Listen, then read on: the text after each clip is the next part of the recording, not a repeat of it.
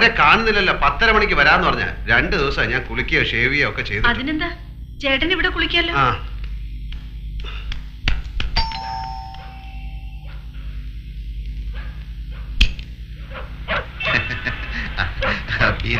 വരൂന്ന് പറഞ്ഞിരുന്നു. വരൂ വരൂ. ചേട്ടൻ ഇപ്പൊ കുളിക്കാൻ കയറിയതേ ഉള്ളൂ. ഇത്ര നേരം കാത്തിരുന്നു. ഇരിക്കൂ. രവീന്ദ്രനാഥ് വിശേഷാണല്ലേ? അതെ ചേട്ടാ, ദേ കാശിന്റെ ആൾക്കാർ വന്നു.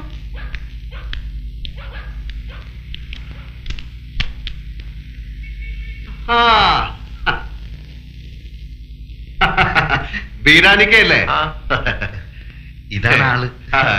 ഞാന് ഷേവ് ചെയ്തോണ്ടിരിക്കായിരുന്നു. അല്ല, നിങ്ങൾ ഷേവ് ചെയ്യുമ്പോ പുരികം പൊരിക്കല്ലോ. അത് തലേ കൂടെ തൈരും കൂടെ ധൃതി തേച്ചപ്പോ എല്ലായിടത്തോടെ ആയിപ്പോയി.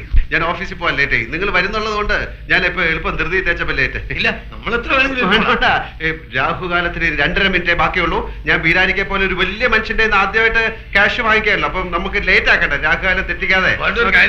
ഇതിലിപ്പത്തിന്റെ ഒപ്പിട്ടേക്ക് സത്യമുള്ള പൈസ ആയതുകൊണ്ട് പലിശ കുറച്ച് കൂടുന്നേ ഉള്ളൂ. സാരമില്ല, ആവശ്യക്കാരന് ഔചിത്യമില്ലല്ലോ. ഇവിടെ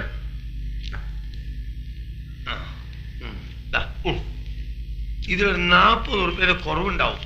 കാരണം ഞാൻ ഓട്ടോറിക്ഷ എടുത്ത് വന്നാണ് ഇങ്ങോട്ട്.